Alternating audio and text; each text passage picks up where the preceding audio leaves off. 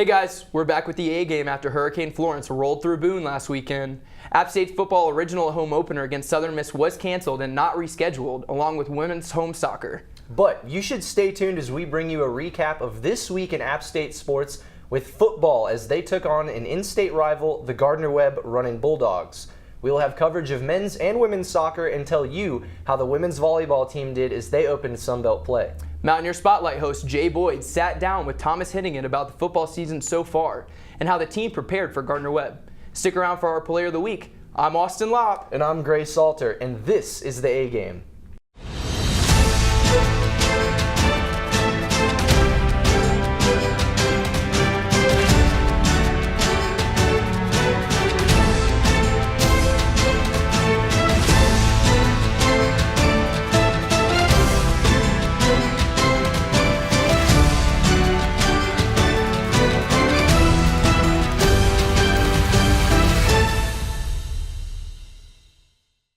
App State football's home opener came a week late due to Hurricane Florence. The hurricane canceled the Mountaineers' original home opener against Southern Miss last Saturday.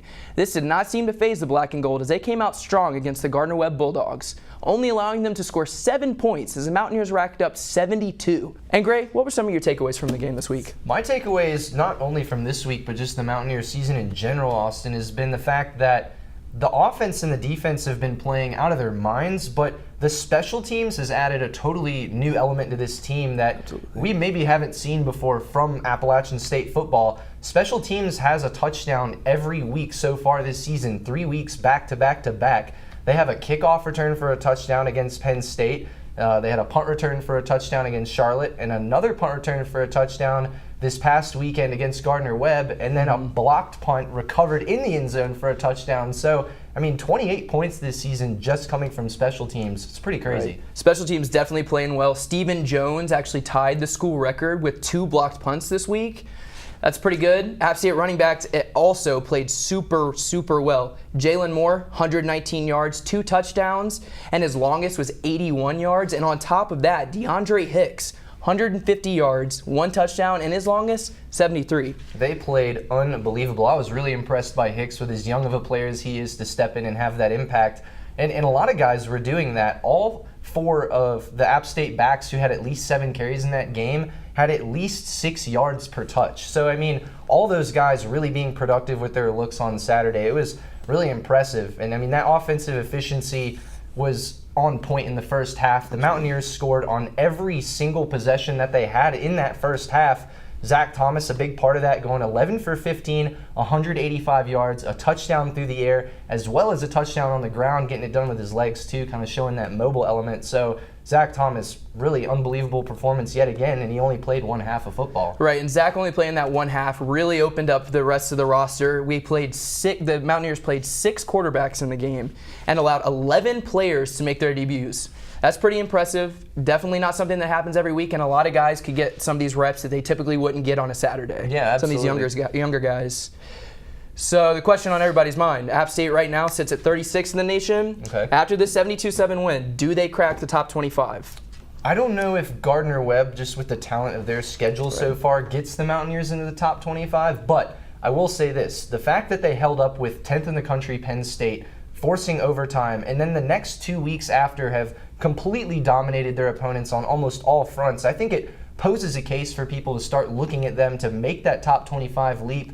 South Alabama coming up is a potential win for the Mountaineers again. A lot of experts think that they could win out the rest of the season. So I think it's a pretty good potential that you maybe see the Mountaineers, pending what happens within the top 25 as far as teams losing, you could see them make that leap. Right, and averaging 55 points a game through the first 3 games of the season really doesn't get much better than that.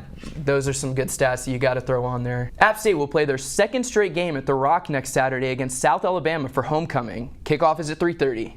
Mountaineer Spotlight host Jay Boyd sat down with Thomas Hennigan about the team's goals and how Hurricane Florence impacted their mindset for last week's canceled football game.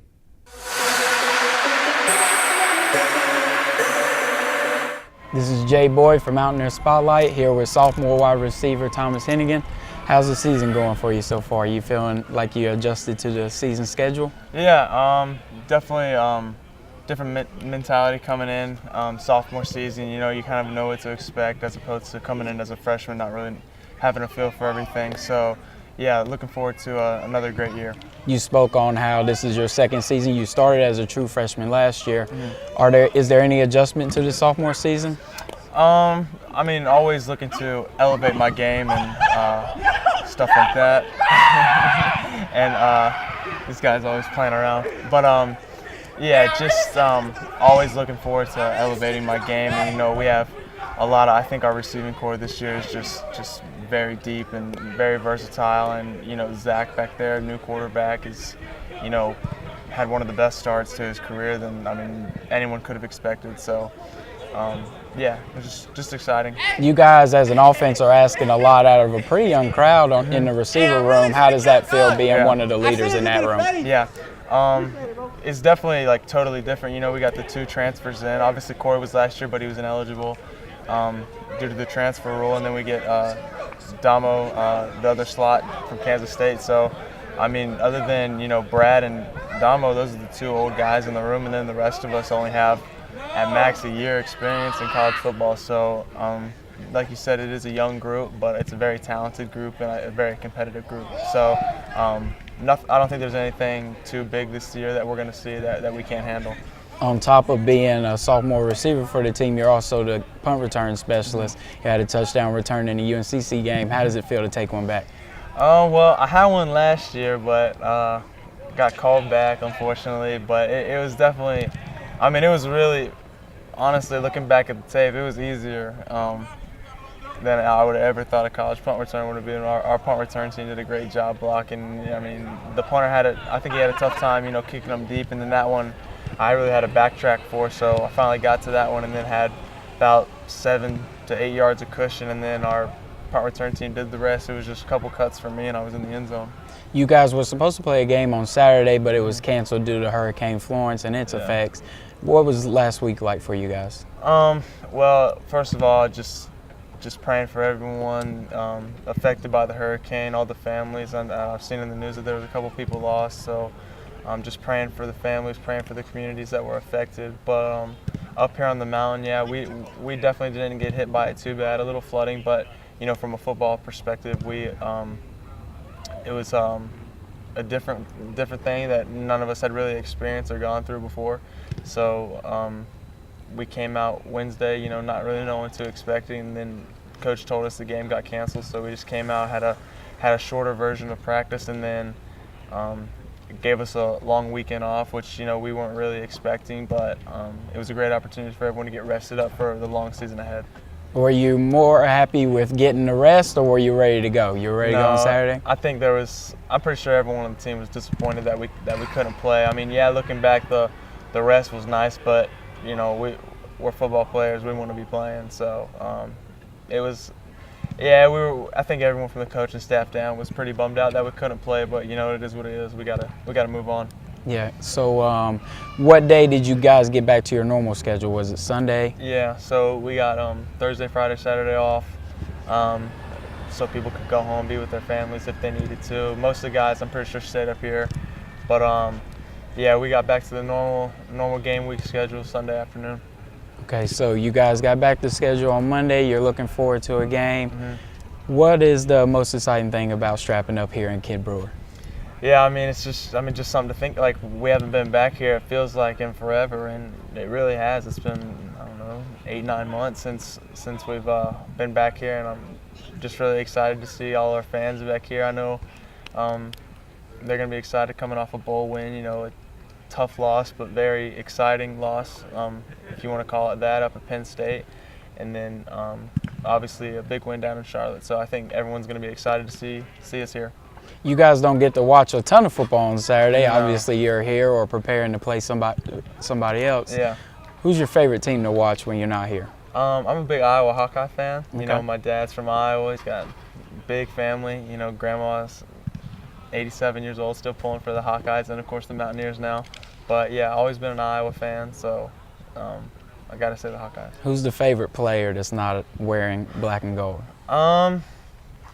You know, there's so many great college guys, and I couldn't even name a whole lot of college guys off off the top of my head just because we don't get to watch. But in the NFL, love watching. Used to love watching Steve Smith. He's retired now. Now I love to watch Jordy Nelson. Okay. Guys like that. So. Yeah, those guys are very a passionate receiver. Yeah. Nothing wrong with that. So, who's your favorite team on Sunday? A big Panther fan. Local team. Always pulling for them. Yeah, love Cam. Some people don't like him. I love Cam. So. Me too. Yeah. Got to keep pounding. Yeah. So, what are you guys looking forward to for the rest of the season? You guys set any goals? Yeah, I mean, obviously the goal here is it was undefeated, but the ball didn't go our way at Penn State, and I mean, Coach said it best that there's nothing we should be disappointed about other than 1 or 2 plays up there. So. Can't control that. That week's behind us. Now looking forward to it's going to be a conference championship, and not only a conference championship, but the game be hosted here at Kid Brewer. These fans deserve it, and we really want to have it here. I think it would be a big upper hand having it here in December. Us used to the weather, and most of the teams we play are from down south. So I think that's what I'm looking forward to the most. What types of things have you talked about as an offense, types of goals you guys have been trying to set?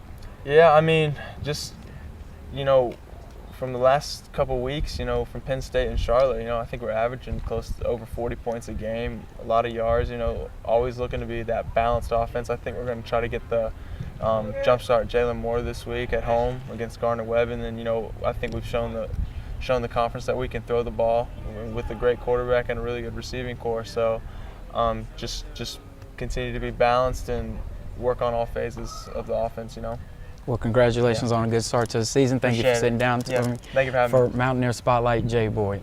Back to you guys. Thanks, Jay. Great interview. After the break, we'll have the Q&A game and discuss how Hurricane Florence impacted Mountaineer sports. Me and my boy Matt had it good. He had catnip that was off the hook. But one day, he brings a girl home, and she's allergic to cats.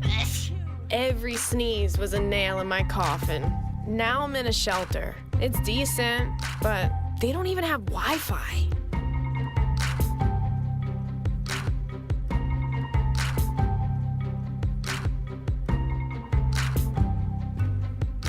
Last week, our show was canceled due to Hurricane Florence, as well as the first home football game and both women's home soccer matches. But the storm left much more devastation than just that. 32 were killed, 511,000 left without power, and 10 trillion gallons of water were dumped on North Carolina. Luckily for the residents of North Carolina, help did arrive almost as soon as the hurricane touched land. 14,000 Coast Guard and National Guard were deployed to the Carolinas for relief efforts. There were 2,600 swift water rescues, as well as 426 airlift rescues. In Austin, my house actually, I'm from Wilmington, North Carolina, took a little bit of a beating. My backyard fence got knocked down. I'm going to have to replace a bunch of the hardwood floors on the bottom level, but all in all, we got pretty lucky. None of the trees that fell went through our house or anything, but definitely a scary scene. I was nervous for a couple days. Definitely glad that everything turned out well there. For more personal stories on Hurricane Florence's effects, here's the Q&A game.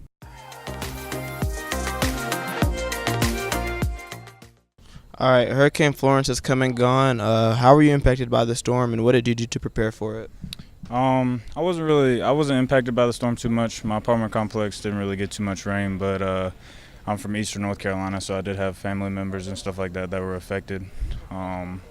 So that was a big part of it. But okay, as you know, Hurricane Florence hit North Carolina. How did you prepare for it? Well, my family is from Asheville, so I didn't really have to do that much preparation for the hurricane arrival. I was more worried about floods. So my mom actually went out of state and went to Florida to avoid the aftermath of the hurricane, and I just stayed here. All right, so Hurricane Florence gave us something like an early fall break. What did you do in your time off? With my time off, I was just hanging with my friends. I thought it was going to be a lot worse. We were going to rent out canoes from the SRC, but it just ended up not working. We didn't get as much rain as we thought we did. So just another weekend, like another long weekend for us. Just what we usually do. Did you get caught up in any homework? Yeah, a little bit towards Tuesday. Eventually ran out of time to nap and stuff. So, yeah, ran out of stuff to procrastinate on. So. I know that we had the most recent football game canceled, so this upcoming Saturday, do you have any tailgate plans for that? Probably just going to hang out with a bunch of my friends. I don't know where yet. I guess I'll figure that out later. And so I know that the game was canceled because of the hurricane, but were you planning to go, and were you kind of upset about it? Like, what were your thoughts about that? I was planning to go, but it gave me an excuse to go to Charlotte and go to their game. So second best because they're not as good. But Okay, tomorrow is the first home football game. Are you ready for that? I am so excited, but I can't actually go because I have to go home this weekend. But I am rooting for the Mountaineers from my home. Do you have any tailgating plans or anything like that? Not really. I want to go find some fun tailgate, but we'll see. We'll see how it works out on Saturday. Football is obviously the most popular sport here at App, but besides that, what's your favorite sport to follow here?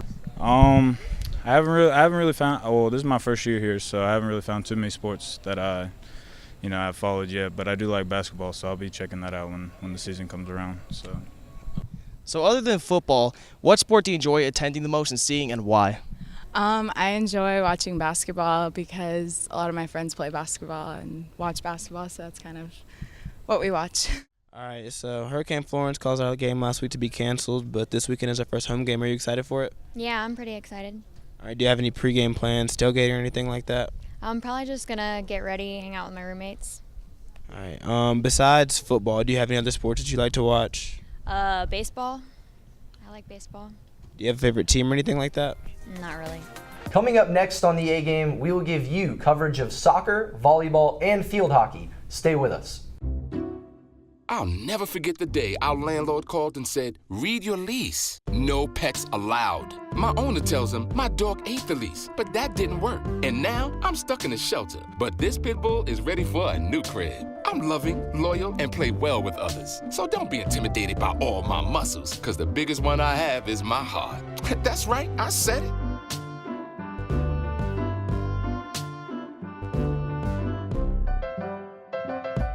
The women's volleyball team opened Sunbelt play with a full sweep of Georgia Southern on Friday. With this win, App State improved their overall record and won 4 of their last 5 Sunbelt openers. The victory was also the first sweep to open Sunbelt Conference play since the 2014 season, when App State also posted a 3-0 sweep over Georgia Southern. Emma Longley had a match high of 15 kills while adding 8 digs. Kara Spicer finished the match with 9 kills and 4 blocks. Victoria Wilform added 9 kills, and Becky Porter helped with 7 kills, along with a match high of 38 assists. Melissa McCath posted 7 kills for the Mountaineers as well. On defense, Emma Riley had a match high of 18 digs, and Sydney Farthing recorded 11 digs. Porter and Anna Kincaid had 5 blocks each in the match. As a team, App State hit .229 with 49 kills and just 19 errors.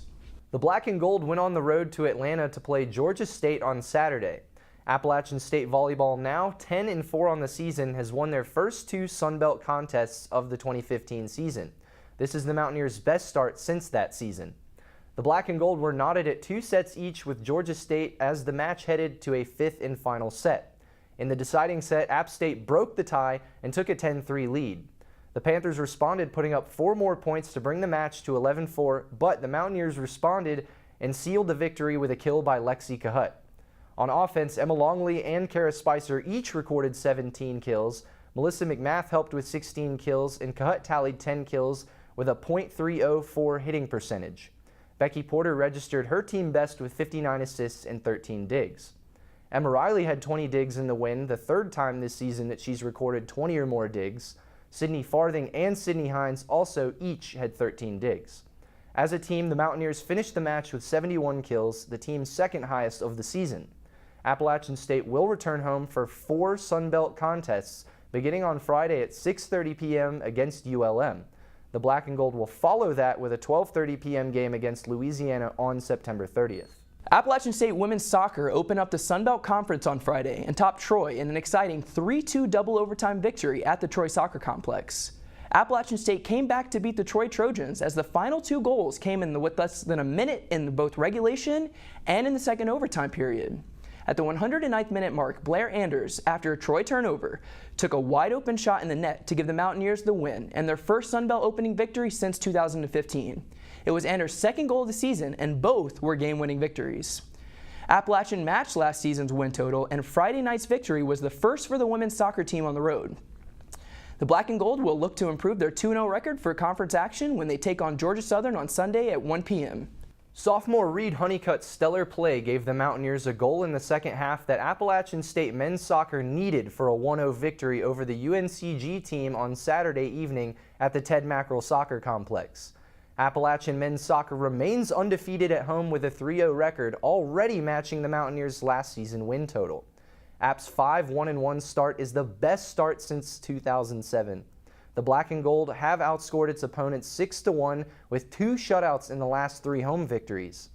The Black and Gold's defense was tough, particularly in the second half as the visitors only attempted 1 shot. Jake Chastain stopped both of UNCG's shot attempts, earning his 3rd clean sheet of the season. Saturday evening's win was the first time this season the Southern Conference preseason favorites have had shutouts on the road.